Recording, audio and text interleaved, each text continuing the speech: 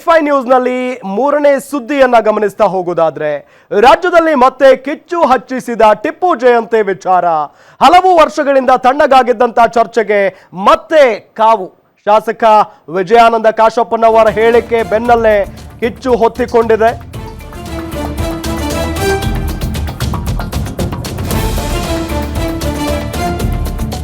ಹಲವು ವರ್ಷಗಳಿಂದ ಈ ವಿಚಾರ ಬಹಳ ತಣ್ಣಗಾಗಿತ್ತು. ಆದರೆ ಈಗ ಶಾಸಕ ವಿಜಯಾನಂದ ಕಾಶಪ್ಪನವರು ಕೊಟ್ಟಿರುವಂತ ಹೇಳಿಕೆ ಟಿಪ್ಪು ಜಯಂತಿ ಆಚರಣೆ ಪುನರಾರಂಭಕ್ಕೆ ಸ್ಪಷ್ಟನೆಯನ್ನ ಕೇಳಿದ್ದಾರೆ. ಟಿಪ್ಪು ಜಯಂತಿ ಆಚರಣೆಗೆ ಕೈ ನಾಯಕರು ಒಕ್ಕೋರಲ ಧ್ವನಿಯನ್ನ ಎತ್ತಿದ್ದಾರೆ. ಕಾಂಗ್ರೆಸ್ ಟಿಪ್ಪು ಪರ ಹೇಳಿಕೆಗೆ ಕೇಸರಿ ಪಡೆ ಒಂದು ಕಡೆ ಕೆಂಡಾಮಂಡಲವಾಗಿರೋದು. ಟಿಪ್ಪು ಜಯಂತಿ ಮಾಡೇ ಮಾಡ್ತೇವೆ ಅಂತ ಜಮೀರ್ ಅಹಮದ್ ಖಾನ್ ಹೇಳಿಕೆಯನ್ನ ಕೊಟ್ಟಿದ್ದಾರೆ. ಎಲ್ಲ ನಾಯಕರ ಜಯಂತಿಯಂತೆ ಟಿಪ್ಪು ಜಯಂತಿ ಅಂತ ಹೆಬ್ಬಾಳ್ಕರ್ ಮೇಡಮ್ ಮಾತಾಡಿದ್ದಾರೆ. ಅವಕಾಶವೇ ಕೊಡಲ್ಲ ಅಂತ ಬಿಜೆಪಿ ರಾಜ್ಯಾಧ್ಯಕ್ಷ ವಿಜಯೇಂದ್ರ ಅವರು ಗುಡುಗಿದ್ದಾರೆ. ಮತಾಂಧ ಕನ್ನಡ ದ್ರೋಹಿ ಆಚರಣೆ ಸಹಿಸಲ್ಲ ಅಂತ ಸಿಟಿ ರವಿ ಕಿಡಿಕಾರಿದ್ದಾರೆ. ಒಟ್ಟಾರೆಯಾಗಿ ಟಿಪ್ಪು ಜಯಂತಿ ವಿಚಾರ ಮತ್ತೊಮ್ಮೆ ಮುನ್ನೆಲೆಗೆ ಬಂದಿರೋದು.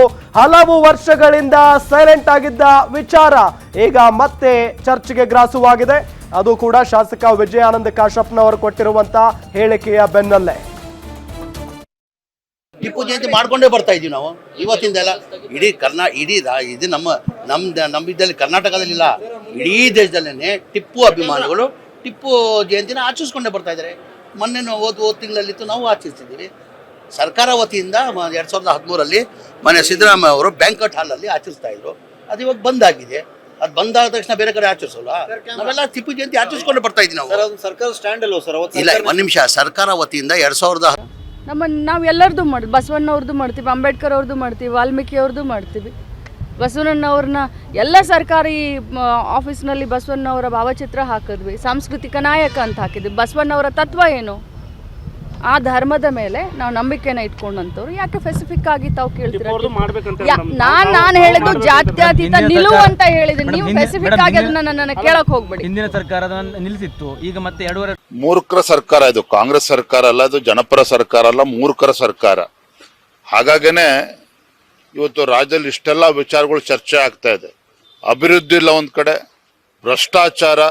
ರಾಜ್ಯದಲ್ಲಿ ಇವತ್ತು ಯುವಕರು, ಲಕ್ಷಾಂತರ ಯುವಕರು ಉದ್ಯೋಗ ಇಲ್ದೇನೆ ಇವತ್ತು ಬೀದಿಗಿಳಿದು ಹೋರಾಟವನ್ನು ಮಾಡ್ತಾರೆ. ಅದ್ರ ಬಗ್ಗೆನೂ ಕೂಡ ಅವ್ರು ಲಕ್ಷ್ಯ ಕೊಡ್ತಾ ಇಲ್ಲ. ಹೀಗಾಗಿ ಇವೆಲ್ಲ ಸಮಸ್ಯೆಗಳನ್ನ ಡೈವರ್ಟ್ ಮಾಡೋದಕ್ಕೋಸ್ಕರ ಈ ರೀತಿ ಟಿಪ್ಪು ಗಿಪ್ಪು ಅಂತೇಳಿ ಹಿಂದೂಗಳಿಗೆ ಅನ್ಯಾಯ ಮಾಡಿದಂತ, ಮೂಡಲಬಾಗಿಲು ಆಂಜನೇಯ ಸ್ವಾಮಿ ದೇವಾಲಯವನ್ನ ಮಸೀದಿಯಾಗಿ ಪರಿವರ್ತನೆ ಮಾಡಿದಂತ, ದೇವಟ್ಟಿ ಪರಂಬುನಲ್ಲಿ ಕೊಡವರ ನರಮೇಧ ನಡೆಸಿದಂತ, ಮಂಗಳೂರಿನಲ್ಲಿ ಕ್ರಿಶ್ಚಿಯನ್ರ ನರಮೇಧ ಮಾಡಿ ನೆತ್ತರ ಕೆರೆಯನ್ನ ನಿರ್ಮಾಣ ಮಾಡಿದಂತ, ಊರೂರಿನ ಹೆಸರನ್ನ ಮೈಸೂರಿನ ನಜರಾಬಾದ್ ಆಗಿ, ಮಂಗಳೂರಿನ ಜಮಾಲಾಬಾದ್ ಆಗಿ, ಚಿತ್ರದುರ್ಗ, ಬೆಂಗಳೂರು, ದೇವನಹಳ್ಳಿ ಹೀಗೆ ಊರುಗಳ ಹೆಸರನ್ನ ಬದಲಾಯಿಸಿದಂತ ಮತಾಂಧ ಟಿಪ್ಪುವನ್ನ ಜಯಂತಿ ಮಾಡಬೇಕು ಅಂತ ಬಯಸ್ತಾರೆ. ಇವರಿಗೆ ಮುಸಲ್ಮಾನರೇ ಬೇಕು ಅಂತಂದ್ರೆ ಶಿಶುನಾಳ ಶರೀಫ್ರ ಜಯಂತಿ ಮಾಡಲಿ, ಮುಸಲ್ಮಾನರೇ ಬೇಕು ಅಂದ್ರೆ APJ ಅಬ್ದುಲ್ ಕಲಾಂ ಜಯಂತಿ ಮಾಡಲಿ, ನಾವು ಸ್ವಾಗತಿಸ್ತೀವಿ.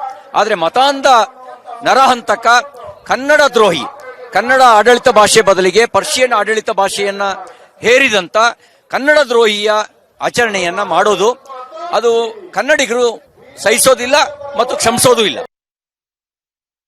ಇದೇ ವಿಚಾರಕ್ಕೆ ಸಂಬಂಧಪಟ್ಟಂತೆ ಡೀಟೇಲ್ಸ್ ಕೊಡ್ತಾರೆ ನಮ್ಮ ಪೊಲಿಟಿಕಲ್ ರಿಪೋರ್ಟರ್ ದುರ್ಗೇಶ್ ನಾಯ್ಕ್. ಬೆಳಗಾವಿಯಿಂದ ನೇರ ಸಂಪರ್ಕದಲ್ಲಿ ಜಾಯ್ನ್ ಆಗಿದ್ದಾರೆ. ದುರ್ಗೇಶ್, ಇಷ್ಟು ವರ್ಷಗಳ ಕಾಲ ತಣ್ಣಗಾಗಿದ್ದಂತ ವಿಚಾರ ಅಧಿವೇಶನದ ಸಂದರ್ಭದಲ್ಲಿ ಇಷ್ಟು ದೊಡ್ಡ ಮಟ್ಟಕ್ಕೆ ಬಂದಿರೋದು ಯಾಕೆ ಎಷ್ಟೊಂದು ಚರ್ಚೆ ಆಗ್ತಾ ಇದೆ?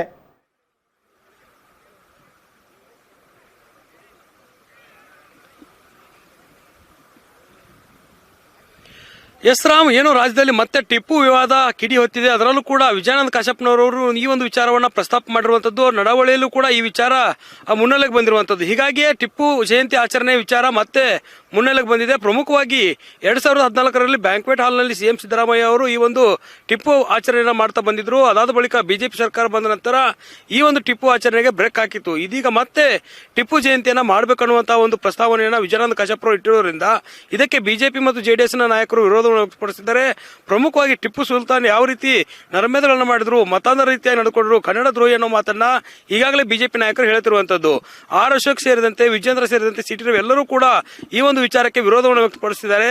ಈ ಹಿಂದೆ ಕೊಡಗಿನಲ್ಲಿ ಈ ವಿಚಾರಕ್ಕೆ ಸಂಬಂಧಪಟ್ಟಂತೆ ಸಾಕಷ್ಟು ಸಂಘರ್ಷಗಳಾಗಿತ್ತು. ಅದಲ್ಲದೆ ಒಬ್ಬ ವ್ಯಕ್ತಿಯ ಕೂಡ ಸಾವನ್ನಪ್ಪಿದ್ರು. ಹೀಗಾಗಿ ಆ ಒಂದು ವಿಚಾರಕ್ಕೆ ಸಂಬಂಧಪಟ್ಟಂತೆ ಬಿಜೆಪಿ ಟಿಪ್ಪು ಜಯಂತಿಯನ್ನ ಬ್ಯಾನ್ ಮಾಡಬೇಕು ಅನ್ನೋ ನಿಟ್ಟಿನಲ್ಲಿ ಈ ಒಂದು ಜಯಂತಿ ಮಾಡೋದನ್ನ ಬ್ರೇಕ್ ಹಾಕಿತ್ತು. ಇದೀಗ ಟಿಪ್ಪು ಜಯಂತಿಯನ್ನ ಈ ಒಂದು ಮುನ್ನೆಲೆಗೆ ತರುವ ಮೂಲಕ ರಾಜ್ಯದಲ್ಲಿ ನಡೀತಿರುವಂತಹ ಪಾಲಿಟಿಕ್ಸ್ ನಾಯಕತ್ವ ಪಾಲಿಟಿಕ್ಸ್ಗೆ ಬ್ರೇಕ್ ಹಾಕಬೇಕು, ಅದರ ಜೊತೆಗೆ ಆ ಒಂದು ವಿಚಾರವನ್ನು ಡೈವರ್ಟ್ ಮಾಡಬೇಕು ಅನ್ನೋ ನಿಟ್ಟಿನಲ್ಲಿ ಈ ವಿಚಾರವನ್ನು ಮುನ್ನೆಲೆಗೆ ತಂದಿದ್ದಾರೆ ಅಂತ ಬಿಜೆಪಿಯ ನಾಯಕರು ಆರೋಪವನ್ನು ಮಾಡ್ತಿದ್ದಾರೆ. ಹೀಗಾಗಿ ಟಿಪ್ಪು ವಿವಾದ ಮತ್ತೊಂದು ಸಂಘರ್ಷಕ್ಕೆ ಕಾರಣವಾಗುತ್ತಾ ಅನ್ನೋದು ಕೂಡ ಬಹಳ ಕುತೂಹಲ ಮೂಡಿಸ್ತಾ ಇದೆ.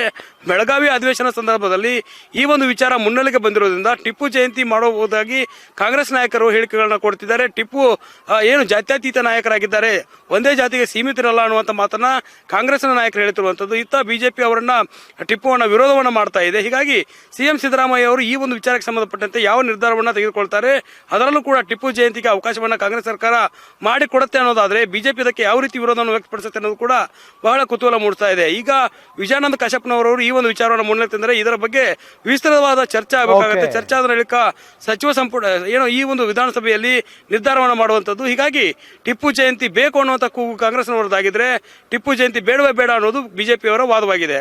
Ram. Okay Durgesh, thank you ತಮ್ಮೆಲ್ಲ ಮಾಹಿತಿಗಾಗಿ.